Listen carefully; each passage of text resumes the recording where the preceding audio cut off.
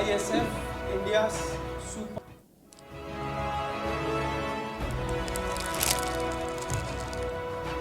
Next हमारे जो request to Anand sir, welcome doctor Sheikh.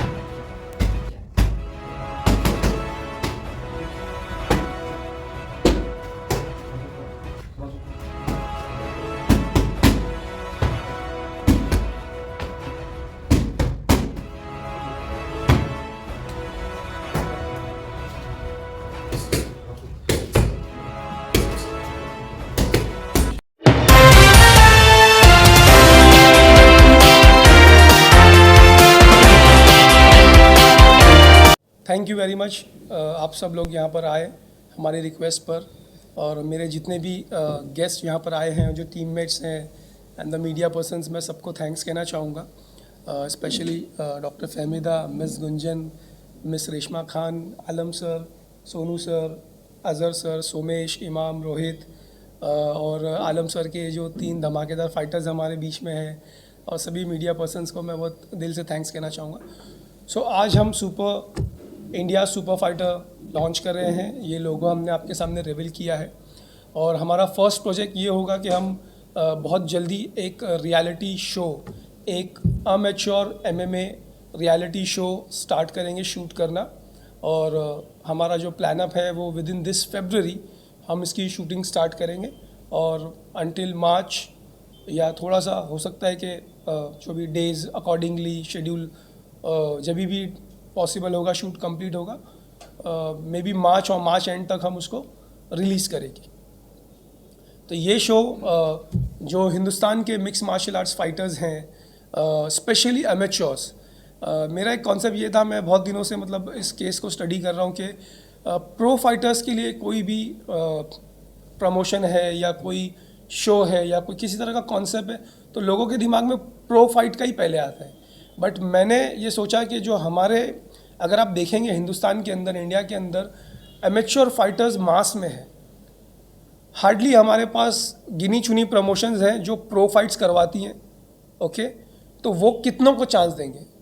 150, लगभग 150 करोड़ लोगों का हमारा देश है, और बहुत ज़बरदस्त टैलेंट है हमारे देश के अंदर। और मिक्स मार्शल आर्ट्स हिंदुस्तान का, क्या पूरे वर्ल्ड का फास्टेस्ट ग्रोइंग स्पोर्ट्स है। और इंडिया में इतना ज़्यादा टैलेंट है कि मुझे ऐसा लगता है कि हमें बहुत ज़्यादा कोशिश करनी चाहिए कि हम हमारे इंडिया के जो फाइटर्स हैं उनको अच्छी फैसिलिटीज़ और प्लेटफॉर्म दे सकें।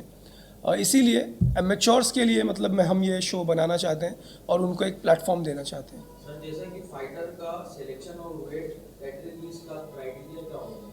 देखिए, फाइटर्स का वेट कैटेगरी का जो क्राइटेरिया है वो यूनिवर्सल वेट कैटेगरी है। अगर आप चेक करेंगे जो यूनिवर्सल वेट कैटेगरी है मिक्स मार्शल आर्ट्स की, तो उसमें अभी जो करीब 9 वेट कैटेगरीज है, starting from straw weight, fly weight, bantam weight, feather weight, light wait.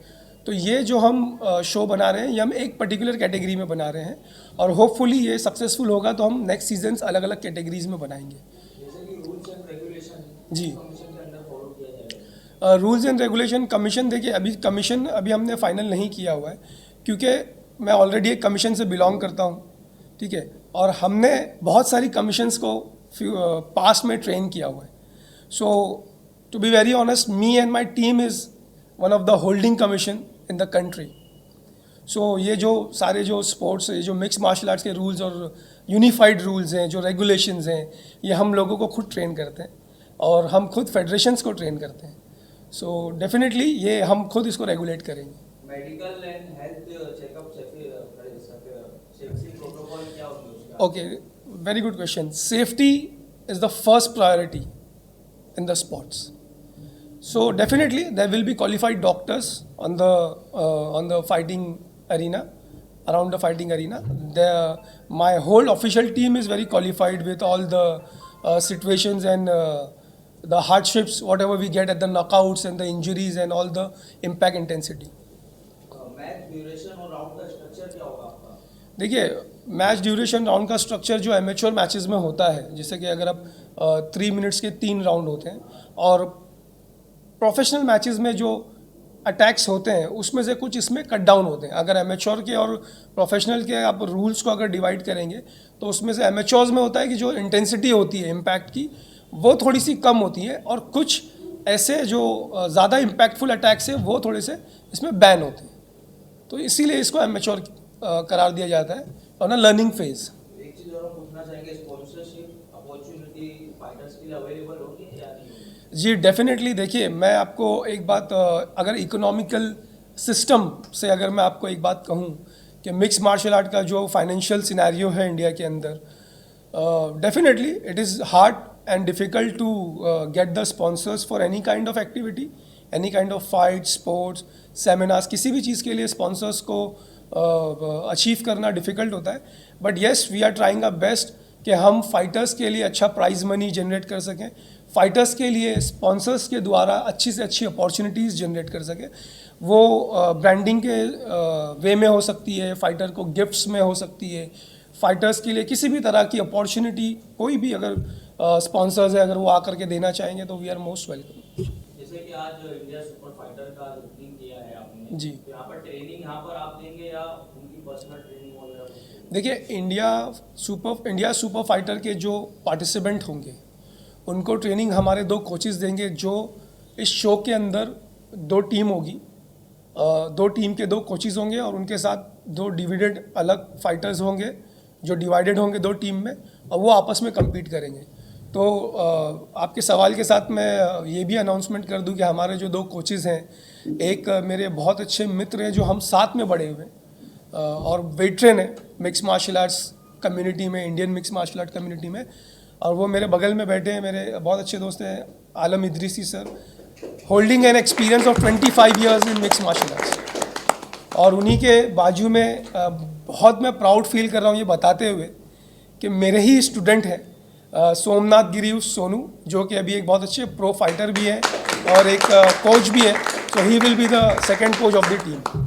और इसी तरीके से हमारी जो टीम है, अज़हर खान, सुमेश चाफेकर, इमाम और ऐसे जो और भी बहुत लोग हैं जो इस वक्त यहाँ पर मौजूद नहीं है, बट एक बहुत सफिशिएंट टीम हमारे साथ जुड़ी हुई है सब कुछ रेगुलेट करने के लिए और ऑफिशिएट करने के लिए। सर एज लिमिट है यहाँ पर ट्रेनिंग के लिए या? डिपेंड करता है। सी हमारे लिए एज, ऑफकोर्स एज लिमिट का अगर मैं आपसे कहूँ कि 50 साल का आदमी तो शायद इसमें कम्पीट नहीं करेगा, बट ऐसा कोई रिस्ट्रिक्शन हमने नहीं रखा है apart from your fitness level.